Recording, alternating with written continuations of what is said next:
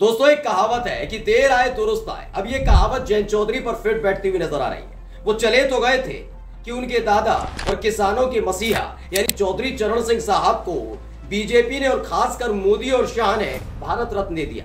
इसीलिए वो इंडिया गठबंधन से कूदकर एनडीए में जाकर बैठ गए। लेकिन एक एक करके तमाम तस्वीरें निकलकर सामने आ रही थी कि बार बार कैसे उनका अपमान हो रहा है। और आपके अपने चैनल द हिंदुस्तान पोस्ट ने बताया भी था दोस्तों कि देखिए, आने वाले दिनों में जो जाटों का गुस्सा है उसे सह नहीं पाएंगे, उस ताप को सह नहीं पाएंगे खुद जयंत चौधरी, और अब उनको लौट कर फिर से इंडिया गठबंधन में आना होगा। और ये बात सच साबित होती हुई नजर आ रही है। जानते हैं, जयंत चौधरी के इस फैसले के बाद पहले ही से नाराजगी देखी जा रही थी आरएलडी के अंदर, जहां आरएलडी और बीजेपी के कार्यकर्ता आपस में सर फुटबॉल कर रहे थे, यानी मारपीट कर रहे थे अलग अलग जगह पश्चिमी उत्तर प्रदेश में।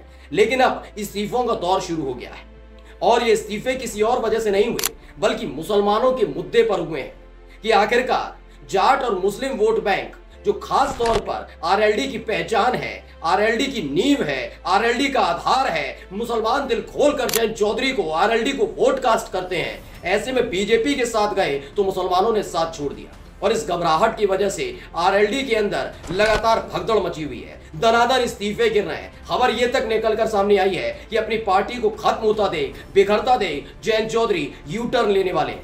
नमस्कार, मैं हूं प्रज्वल गौतम और आप देख रहे हैं हिंदुस्तान पोस्ट। पश्चिमी उत्तर प्रदेश की एकमात्र क्षेत्रीय पार्टी, मैं पश्चिमी उत्तर प्रदेश का जिक्र इसलिए कर रहा हूं क्योंकि खासकर पश्चिमी उत्तर प्रदेश और उसके बाद हरियाणा, वहां जाट बहुल इलाका है। वैसे तो इस दौर में कोई एक अकेली पार्टी केवल एक कोर वोट बैंक के सहारे नहीं रह सकती। उसको अलग अलग जातियों, अलग अलग धर्म के लोगों का सम्मान करते हुए आगे बढ़ाना चाहिए। आरएलडी के साथ भी यही था। पहले वो जाटों की पार्टी कही जाती थी, लेकिन ये जाटों का ये असर था कि वो जो मुसलमान रहते हैं वो भी साथ आए और एकजुटता के साथ आगे बढ़ रहे थे। आरएलडी अपनी पहचान बना रही थी। किसानों के मुद्दे पर जयंत चौधरी को न केवल जाटों का साथ मिला था बल्कि मुसलमान भी दिल खोलकर जयंत चौधरी का साथ दे रहे थे। लेकिन अचानक से उन्होंने एक बयान दिया था कि चवन्नी नहीं हूं कि पलट जाऊंगा, और देखिए चवन्नी की तरह वो पलट गए, चले गए एनडीए के साथ, 2 सीटें जीत ली। लेकिन उनके साथ जाने का फायदा बीजेपी को नहीं मिला, यानी भारतीय जनता पार्टी के तमाम प्रत्याशी उस इलाके में हार गए जो इलाके जाट बाहुल है। यानी मुजफ्फरनगर सीट की बात कर रहा हूं, वहां अपने केंद्रीय मंत्री को जिता तक नहीं पाए मोदी जी। क्यों? क्योंकि वहां मुसलमान तो खिलाफ खड़ा हुआ ही हुआ बीजेपी के, लेकिन जाटों ने भी बीजेपी प्रत्याशी संजीव बालियान को वोट कास्ट नहीं किया। अब उनकी पार्टी बिखरने के कगार पर आ गई। पहले खबर देखिए क्या लिखा है। एबीपी न्यूज ने छापा लिखा, यूपी पॉलिटिक्स, जयंत चौधरी को बड़ा झटका, आरएलडी के राष्ट्रीय प्रवक्ता ने पार्टी से दिया इस्तीफा। जो राष्ट्रीय प्रवक्ता है वो जयंत चौधरी के खास भी बताए जाते हैं और भूपेंद्र चौधरी उनका नाम है, राष्ट्रीय प्रवक्ता भी है। इनकी खासियत क्या थी आरएलडी के लिए और क्यों जरूरी थे आरएलडी के लिए, वो पहले आप समझ लीजिए। दरअसल राष्ट्रीय लोकदल अजीत सिंह के बाद जब जयंत चौधरी ने कमान संभाली थी, ये बात सच है कि डूबती हुई नैया होता जा रहा था। लेकिन अचानक से भूपेंद्र चौधरी ने, जो जयंत चौधरी के खास हैं, उन्होंने कई नेताओं को आरएलडी ज्वाइन कराई थी। अचानक से ताकत बढ़ने लगी थी। अचानक से फिर किसान आंदोलन हुआ, वो बीजेपी के खिलाफ, मोदी सरकार के खिलाफ था। आगे आए थे अखिलेश यादव के साथ जयंत चौधरी, और उसके बाद जाटों और मुसलमानों ने साथ खड़े होकर जयंत चौधरी को ताकत दी थी। यानी पश्चिमी उत्तर प्रदेश के अंदर आरएलडी अपना जो जनाधार खो रही थी, अचानक से किसान आंदोलन के बाद वो उसमें ताकत आ गई थी। जयंत चौधरी को लोग पसंद कर रहे थे, बात हो रही थी, क्योंकि उन्होंने नमक और पानी उठाकर जो किया जाता है, प्रण लिया जाता है कि बीजेपी के साथ नहीं जाएंगे, किसानों का साथ देंगे, तमाम चीजें थी। लेकिन सोचिए, अपनी तमाम कसम को तोड़ दिया। उसके बाद आरएलडी और बीजेपी के जब गठबंधन हुआ तो आरएलडी के जो स्थानीय नेता और बीजेपी के जो स्थानीय नेता आपस में मारपीट भी कर रहे थे। कई वीडियोज आई थी। हाल ही में 2-3 चीजें निकलकर सामने आई। उसमें यह था कि एक तो जयंत चौधरी जिन्होंने 2 सीटें जीती, उन्हें मंच पर जगह नहीं दी, जबकि अनुप्रिया पटेल को दे दी मंच पर जगह दे दी जीतन राम मांझी को, जगह दे दी अजित पवार को, जिनके एक सांसद है, जबकि 2 सांसद वाले जयंत चौधरी को सामने बिठा दिया, सामने जाकर बैठो, आपके चक्कर में हमारा एक मंत्री हार गया। ये गुस्सा है मोदी शाह का, ये यही करते हैं इनके साथ। ये जाटों को पसंद नहीं आया। उन्होंने कहा ये कैसा अपमान कर रहे हैं। ऊपर से उन्हें राज्य मंत्री बना दिया गया जयंत चौधरी को। लोगों को लगा था, जाटों को लगा था कैबिनेट मंत्री बनाएंगे, लेकिन नहीं, जयंत चौधरी को राज्य मंत्री तक सीमित कर दिया, जबकि चिराग पासवान को कैबिनेट मंत्री बना दिया।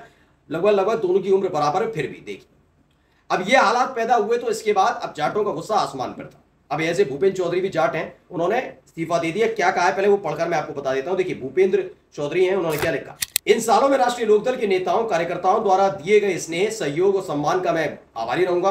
भारी मन से आज मैं राष्ट्रीय लोकदल की प्राथमिक सदस्यता से इस्तीफा देता हूं। जय जवान जय किसान। यानी किसानों के मुद्दे पर एक साथ आए, पार्टी एकजुट हुई, ताकत मिली और अचानक से जैसे ही मौका मिला चले गए। मैं पहले दिन से बता रहा हूँ, फिर आप समझ लीजिए, जो लोग ये सोचते हैं कि स्वामीनाथन जी, चौधरी चरण सिंह साहब, इनको भारत रत्न देने की वजह से जयंत चौधरी बीजेपी के साथ गए, तो नहीं। हाँ, बीजेपी ने ये पासा जरूर फेंका था, स्वामीनाथन जी को इसलिए भारत रत्न दिया क्योंकि किसान आंदोलन बहुत तेजी से उठ रहा था, सिर उठा रहा था और किसान बीजेपी को पसंद नहीं कर रहे थे, उनके प्रत्याशी कूटे जा रहे थे। पहला, जैन भारत रत्न के उनको भी क्यों दिया गया चौधरी चरण सिंह साहब को? क्योंकि जाटों में नाराजगी थी। इनके अपने लाडले सांसद बृजभूषण शरण सिंह पर आरोप था कि इन्होंने जाट महिला खिलाड़ियों के साथ बदसलूकी की। मोदी जी बचा रहे थे, साफ बात है, कोई छिपी हुई बात नहीं है। जब दिल्ली की सड़कों पर जाट महिला खिलाड़ियों से बदसलूकी की जा रही थी, उस वक्त मुसलमान आगे आगे खड़े होकर इनका साथ दे रहे थे जाटों का, लेकिन उस वक्त बीजेपी क्या कर रही थी? वही बृजभूषण शरण सिंह के जो सांसद है बीजेपी के, नई संसद के गलियारे में खड़े होकर मोदी जी सेल्फी खेल रहे थे। ये तमाम चीजें हो रही थी, तमाम चीजें हो रही थी। इसलिए इसको लेकर जाटों में नाराजगी थी, इसीलिए चौधरी चरण सिंह साहब को दिया गया। लेकिन जो जयंत चौधरी गए, उसके पीछे की वजह समझिए। उनके पीछे की वजह थी सत्ता की लालसा। उन्हें कैसे भी करके एक मंत्री पद चाहिए था, तो मंत्री पद के लिए गए थे और जाट समझ गया आसानी से। उन्होंने कहा हमें आपसे बैर नहीं है जयंत चौधरी साहब। उन्होंने कहा नहीं, हमें आपसे बैर नहीं है। आपकी 2 सीटें उन्होंने जितवा दी, लेकिन जहां जहां बीजेपी के प्रत्याशी है ना, जाटों ने वोट कास्ट किया ना, मुसलमानों ने किया।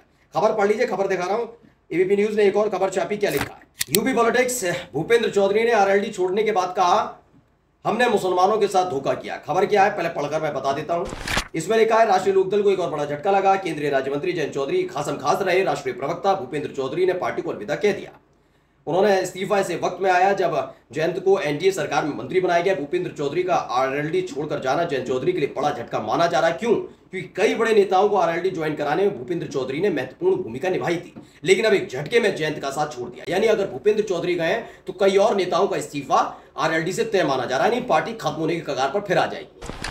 आरएलडी में चल रही बगावत थमती नजर नहीं आ रही। आरएलडी के राष्ट्रीय प्रवक्ता रहे भूपेंद्र चौधरी की नाराजगी और पार्टी से बगावत करने की यूं तो कई वजह है, लेकिन उनमें 2 बातें अहम है। क्या है? उनका कहना है कि जयंत चौधरी बड़े नेता है, लेकिन पीएम मोदी ने उन्हें मंत्रिमंडल में सिर्फ राज्य मंत्री स्वतंत्र प्रभार बनाया है, जबकि जयंत को कैबिनेट मंत्री बनाया जाना चाहिए था। पहला, जाटों का अपमान किया, इसको लेकर बीजेपी से नाराज। उनका मंत्रालय भी खास नहीं है। दूसरा ये कि कब एनडीए की बैठक हुई तो जयंत चौधरी को, जब एनडीए की बैठक हुई तो जयंत चौधरी को मंच पर जगह नहीं दी गई। इसको लेकर भी बेहद खासे नाराज है। ये मैंने आपको पहले ही बता दिया।